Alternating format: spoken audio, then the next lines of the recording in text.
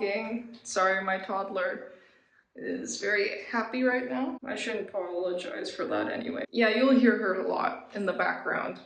So that's mom life for you. I've been contemplating doing vlogging to kind of share videos each month, mostly because it gives me a way to have a conversation and also share thoughts along the day or along the week. Have open conversations, you know, you can even comment down below as a reply to some of the conversations I might be opening up or making. And also a way to kind of like inspire. So I live a certain way, I eat certain foods, and it might be a nice example or inspiration for those who wish to, per se, eat a more plant-based way of eating, a healthier way of eating, like no fried foods, no junk food. Like, what do I normally eat in a day? What do I make for my child? As well as another thing, like, what do you feed your children? Things like this. Also about spirituality, the world, ways to be a little bit more eco-conscious, ways to improve, to get better. In no means am I perfect in any way. I just strive to improve and be the best that I can in the moment with what I have available and what I have energetically available to do in that moment. I hope you guys choose to tag along and be part of this journey. You just can give me feedback down below. Obviously, be respectful and be nice. I'm planning to be a little bit more open on YouTube. Still be active on Instagram, but like make YouTube a longer form content area, which I can't always do on Instagram the same way. And it's a little bit more laid back, slowed down. I don't like all of this hectic, all this very hectic stuff. I try to avoid when I can. I try. So I actually started my day with bananas and a little bit of vanilla, like those fresh vanilla bean pods. I put some chlorella tablets. These are the bananas. We have smaller bananas here in the tropics. They're much more natural rather than those very starchy Cavendish. I think they're the Cavendish variety. Try to get bananas that are, first of all, yellow, or let them ripen to be yellow. Don't eat them when they're green, unless you're cooking them like plantain, for example. And that ideally they're spotted. I guess it also depends on the variety. I'm not a banana expert, okay, so check which type you're getting, but the first sign of it being ripe, they're yellow and that they're soft. Just find out what bananas you're taking in that moment. And we got some chlorella. Yes, sweet pea. You want cocoa? You do? Okay. My child would like a coconut. That's another benefit of living in the tropics. Is one of the reasons I moved here is all year round you got good weather and you got tropical foods, which are always in the sun. I will prepare for her a coconut. As I was saying, banana, chlorella, and vanilla, and water, and maybe some ice cubes if the blender overheats the smoothie too much. And I add moringa leaves. The moringa is the multivitamin tree, the vitamin tree. Rose, what's going on? You want chlorella? Oh, okay. My daughter loves chlorella. I'm very happy that that's the case. I tend to avoid supplementation. I'm not against it. I believe that nature has all the nutrients, vitamins, and minerals, and so on within the food that we're eating. I know that because we have monoculture, which is the standard farming we have now, which means they only have one crop, monocrop. Yeah, monocrop farming.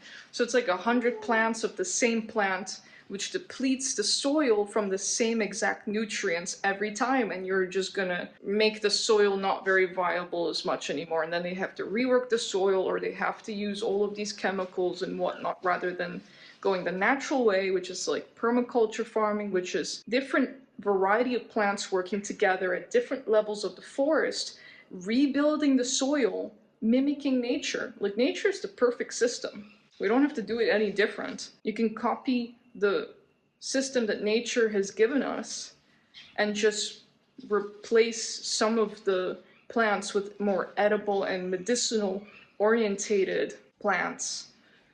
And it works. You know, you're not going against a system that's already working. Plus, then you don't have as many pest issues and so on. And you don't deplete the soil. So you have more mineral dense, nutrient dense foods as an outcome, and ideally organic. Nature did not create pesticides. It has natural types that you can use, like neem oil, or I think there's like an extract you can make using tomato leaves and so on. Baking soda.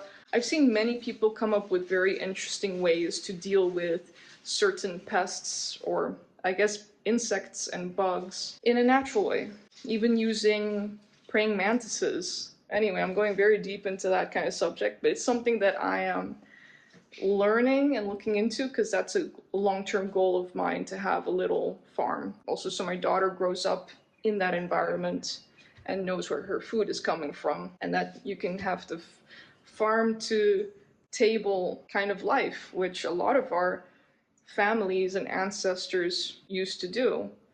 And I think it's very beautiful, and I think it's a bit sad that people are going away from the farms into the cities. I think we're missing out a lot on the connection to nature and on the connection to our food, respecting the land, and family connections as well. A lot of families are being pulled apart. The children from the grandparents, the grandchildren, they're all separating in many ways. Something that we have to work on if you wish to. We all have free will, right? Anyway, at least in my family, I would like my daughter and I to be close, and to be close to nature. So that's my little long-term goal. Anyways, I start with a smoothie with that very long side rant. I tend to start my day with fruit or a liquid. It really depends.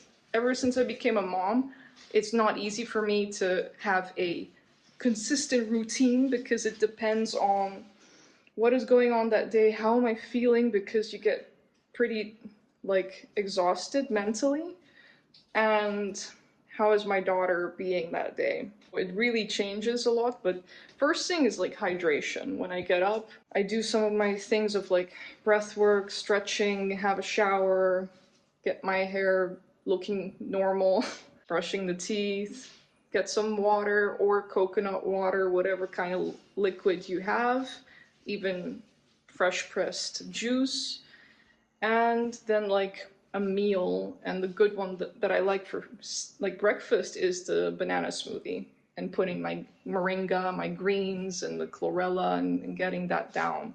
It gives me stable energy for the rest of the day. And then, of course, having lunch, salad, or I like making like wraps using nori and filling it up with like coconut flakes and cucumber and like tahini sauces and all that stuff that I'll show later down the road. To recap, liquids, a light meal like fruits, a salad, and then you can have a heavier meal after that. I tend to like my fruits early in the day, and then later I like more savory things with like olive oil, tahini, avocado, a little bit more denser later. Not right when I start the day. If not, I feel like heavy. Received a lot of posts. Ideally, what I'm trying to do is, now that I moved onto the island, I'm going to be getting the things that I really need, that one-time purchase thing, and then I don't have to purchase as many things anymore, because I like being a minimalist. I don't like being overwhelmed with too many items, just to not be importing things all the time. And I like to shop locally. That's like a goal of mine, to support locals and to focus locally. Once I have the biggest necessities out of the way that I can't get locally, there are certain things.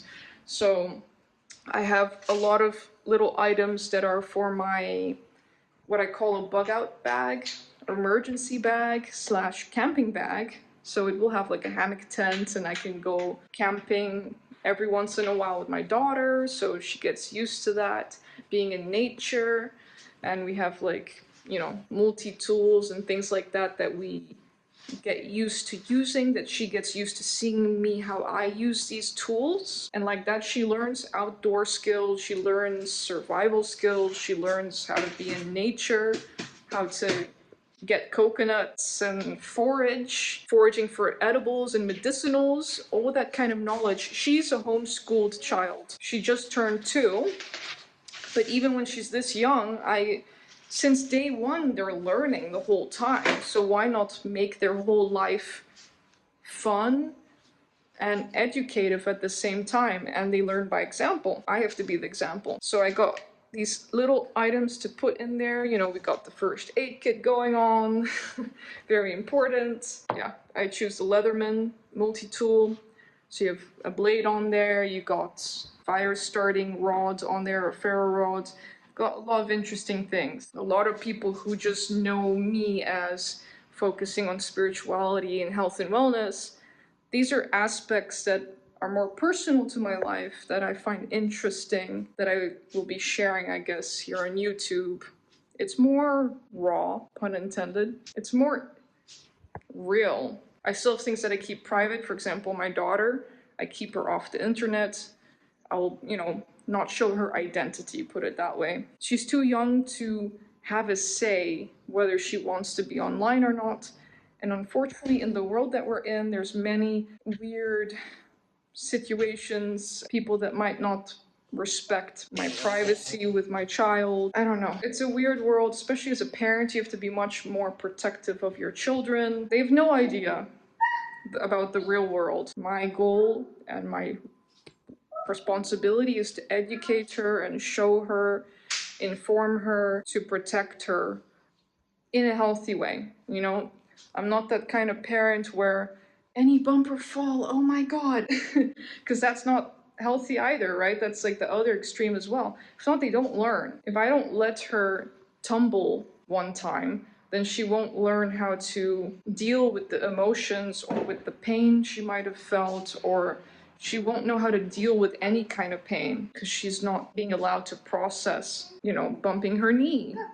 Obviously, if there's a real danger, it's my task as a parent to be the protector.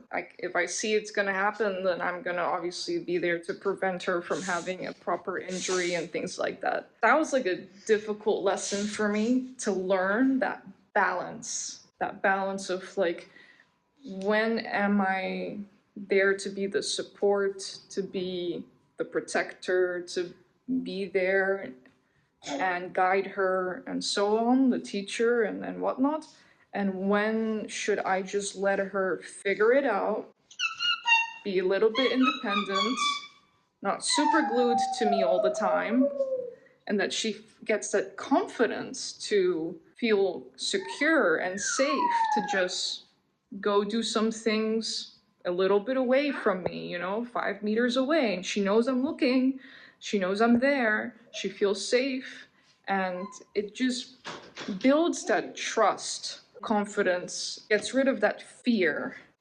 And now, if she does stumble on the floor, she looks at me, she doesn't straight away burst out crying, unless it's very painful.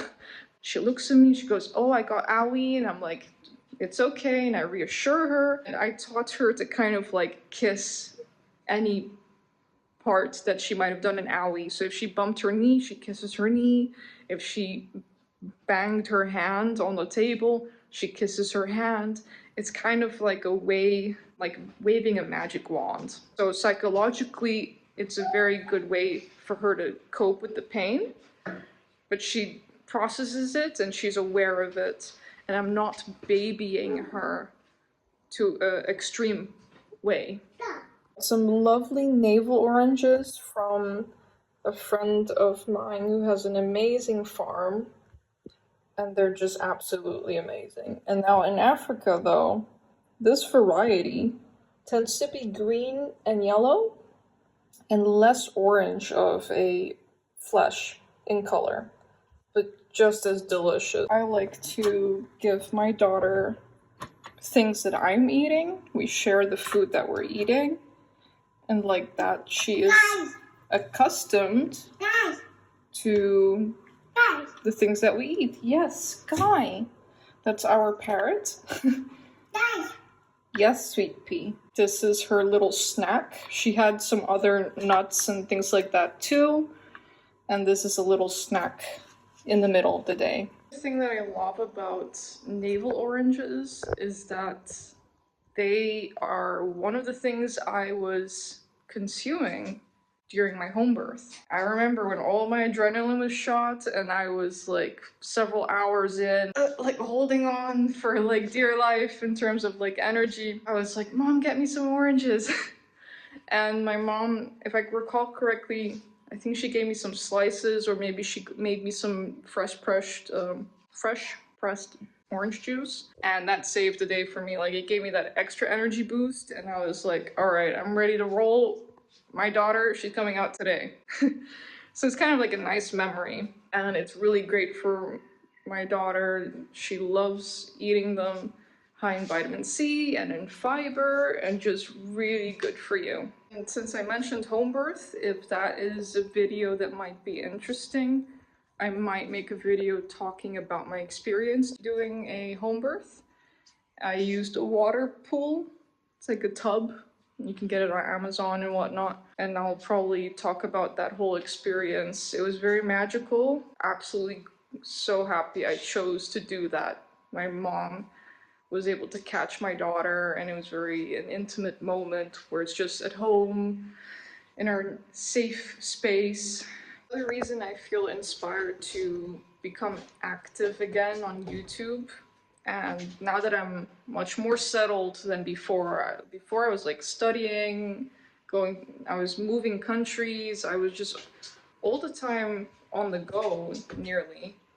I mean, I didn't feel settled. Now I finally know that here is home base. I can put more energy into being present online. Also to be able to just express freely without limitation per se. You won't be limited by where you are, location or whatever. As long as you have something to film you and record you, you can share and express. That's the point I wanted to get to of like, I was watching these videos and I'm like, I'm just looking at videos and I want to do what they're doing, which is creating. We are creators in our own right, and I want to express that creative energy and not just always be watching other people doing that. And I know I have things to share, and that it feels so amazing to be able to have these kind of conversations in person. But the physical limitation I have currently, it's maybe a handful of people that I have these deep conversations with. But what if I can share it online where it's available to many people? Of course, still keeping privacy. There are many topics that people can learn from these kind of conversations. We got some long-term goals and projects going on that I will also be sharing as well. My daughter's throwing the ball and I'm passing it back to her. I'm excited to be more sharing.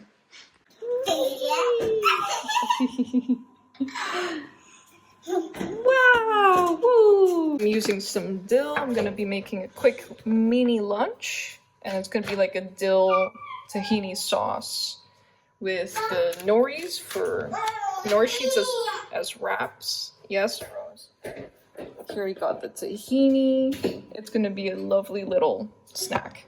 So we're gonna get some cucumber. Already got some that is half peeled. We're gonna peel the other side as the filling of the wrap. Also something that I am going to try for the first time in my life is a personal trainer. I never thought there would be a day that I'd actually work with one. Not that I'm against it.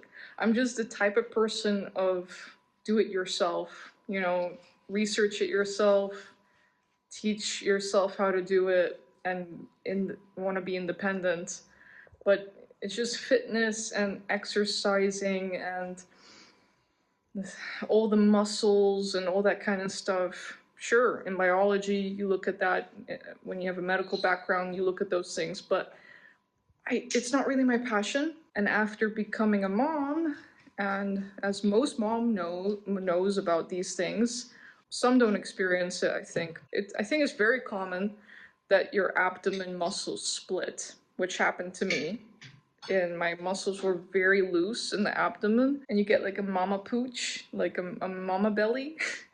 And you can't hold your belly muscles as flat as they used to. You have to work on it, you have to get back into fitness, and finally, my daughter's a little bit more independent. I can actually consider getting into fitness, being more physically active without her being as physically demanding and dependent as she was when she was a newborn. This is an endeavor that I am going to be doing very soon, so I can work on my physique and on my body, which can also affect your mental health as well, but also your overall fitness and health of your body, the cardiovascular health as well, how the blood circulates and whatnot. And I think it will be very interesting because these people know what they're doing. So I'd rather go to someone who knows what they're doing and can appropriately show me how to work with my body, to tone my body, have definition, gain back the strength that I've lost in these past 2 years of not being active, for upper body strength and lower body strength, the whole thing. Because I focus on holistic well-being, which is the body, mind, and soul working as, as a group, as a biomechanical machine, which is our body, is a beautiful biomechanical machine created by the most amazing, divinely intelligent creator that there is. It's going to be interesting to see how my body shifts and transforms. I don't know if I will be documenting that because I guess it's kind of private how my body is and so on. It will be very interesting to see that as my second biggest body transformation apart from going through birth, going through pregnancy. That was a big transformation for sure.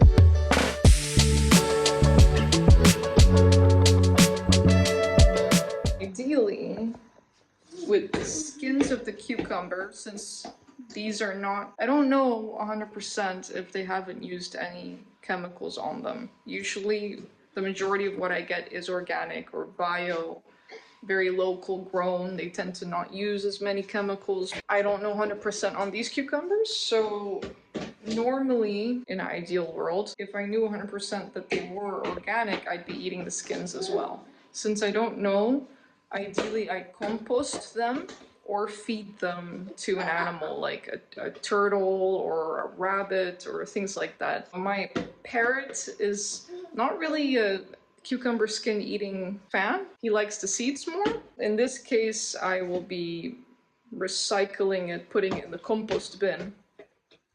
And like that, I don't feel bad. I don't like food waste. For me, compost is another way to repurpose food scraps if I don't have an animal to repurpose it and so on.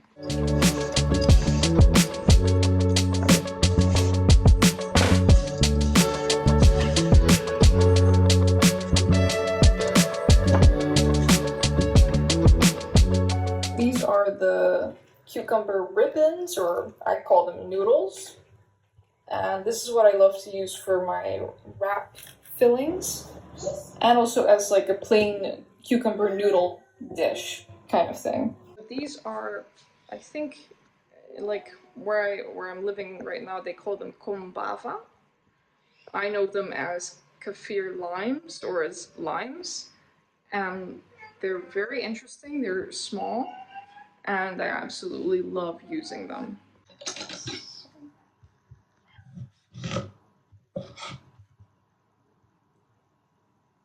Here we have the blender. Less plastic, the better. I'm opting for stainless steel ones or whatever metal ones because glass, as much as I love them, it is a breaking hazard, especially when you have children, which I do. I have one child. She's very careful and very you know, mindful, but still, I'd rather not risk it. If she drops this, nothing is gonna happen. I prefer doing that, plus plastic can leach microplastics when it's directly in contact. Unfortunately, the lid is plastic, but it's not directly in contact the whole time with your food, so I do what I can.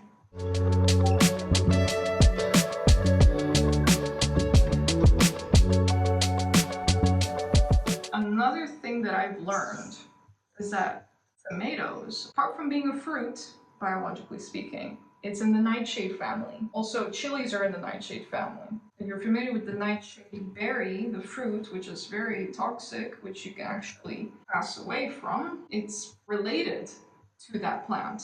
Potatoes. You have to cook potatoes, if not they're toxic. How I process things that are in the nightshade family, the only ones I can really eat raw per se, or the ones that I choose to eat at least, are the tomatoes. I take out the seeds and I peel the skin off. Why? Because when I look at my Italian heritage, that's what they do. They take off the skin and they take out the seeds, because that's where it's most concentrated. Certain chemical compounds that are natural within the tomato to protect the fruit from an animal that crushes up the seeds. If you crush up the seeds, obviously they can't keep making tomato plants, right? Nature wants to keep producing. Eat it, poop it out, you got compost and the seeds, and they keep creating life. This is just something I do. Yes, it's extra work. I just feel better. I feel better physically, but also psychologically, knowing that I'm not consuming as much of the protective compounds in the nightshade family category. That's the one you have to be a little bit more conscious of. I don't process the tomatoes all the time this way, of taking out the skin and the seeds. I do it the majority of the time. Sometimes in this case, this tomato didn't have that many prominent seeds. It only maybe had 3 of them. I'm not gonna make a fiasco if there are 3 seeds in there. Yeah, they can be labor intensive. I have time, I'm in the kitchen. If you make the time to prepare your food and you're not in a rush, you can enjoy it and have food ready for when you need it. Here, I'm just peeling the skin. These ones don't seem to be very loaded with seeds, so I don't have to actually really pop the core out that much, to be honest. All I'm doing now is just peeling the skin, and then I pop it in the blender to make kind of like a dill tahini dressing, a bit sour, salty, maybe sweet. I might put 1 date in there. Deglet Noir dates that are very common here, so I'll be using those. So it's a sweet, savory, salty dressing with the cucumber noodles, all nicely wrapped up in a nori sheet. This is the tomato. I cored it and peeled the skin. Now we got the tahini.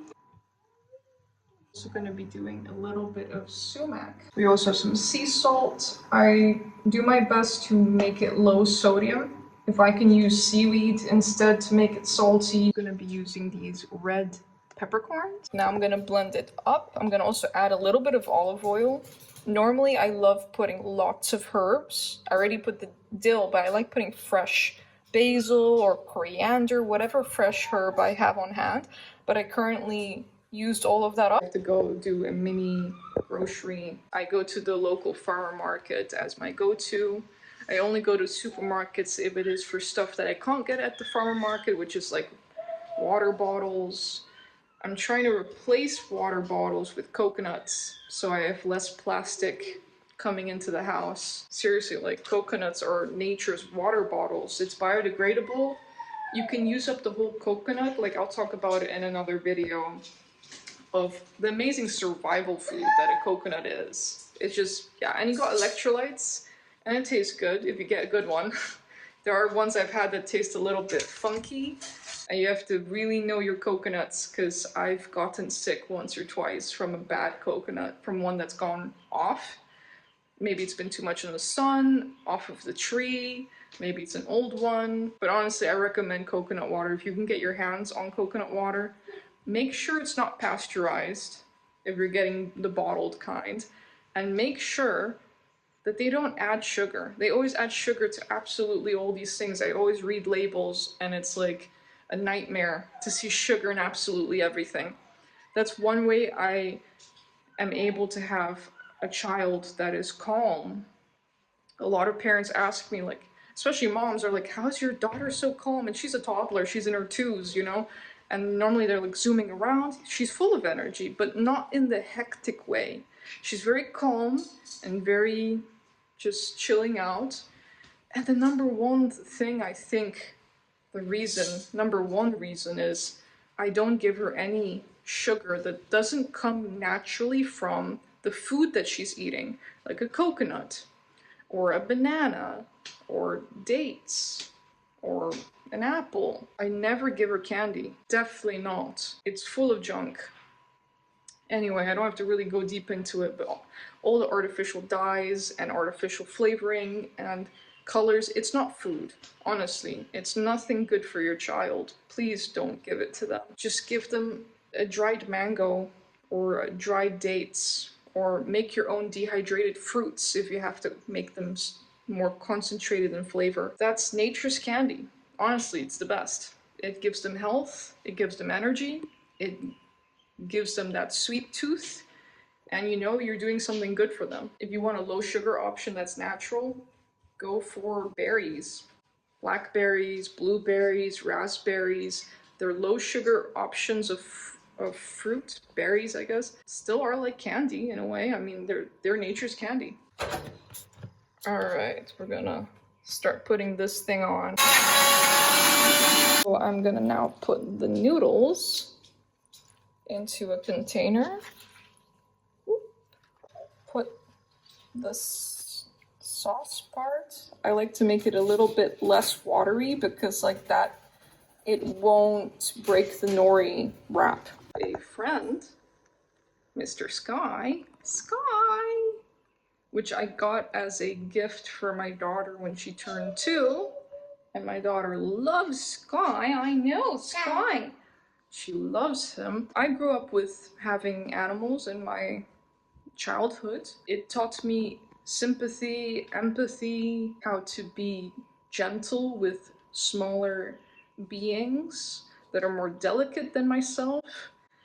It taught me so much, and as someone who is homeschooling, it was very important for me. So Sky is like a support animal and very educational for her development, and she gets to learn a lot from him, and he's an amazing boy. I think we think it's a boy. He still has not he's not fully matured yet, so we don't know, but we'll find out, right? Sky is a name I chose because it can be a boy or a girl. Exactly, Sweet Pea. We think it's a boy, but we don't know yet. So we'll find out once Sky is over a year. Once he's turned over a year, either he forms a ring around the neck, which means it's a male, or he won't have that ring and it means it's a female. We'll find out. Thankfully, Sky loves to eat the same foods that we do, but there are some exceptions, like avocados, they're not allowed to be eating. Chocolates, of course, like processed foods, of course not. Junk food, of course not. He loves sharing our food, including this is technically something that I'm making that he is allowed to share. I try to avoid tomatoes. They're not toxic, but they can be a little bit acidic, but it's not detrimental. He can nibble a little bit on the wrap. This is some of the cucumber that we're going to be using in the wrap, but he can have a bit of a snack. He loves cucumber. This is why I love having Sky, because my daughter can learn how to have a responsibility and to feed him and take care of him, to learn to be kind, and to create a friendship, to socialize as well. I'm mixing it to fully incorporate it so I can add it into the wrap.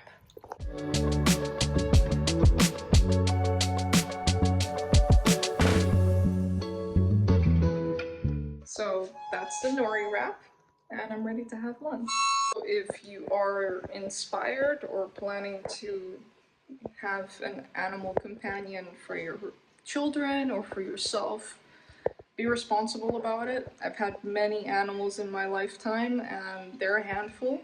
Number one, make sure you can take care of yourself. Number two, make sure you're capable of taking on another responsibility. It's another life that you're taking care of, you know?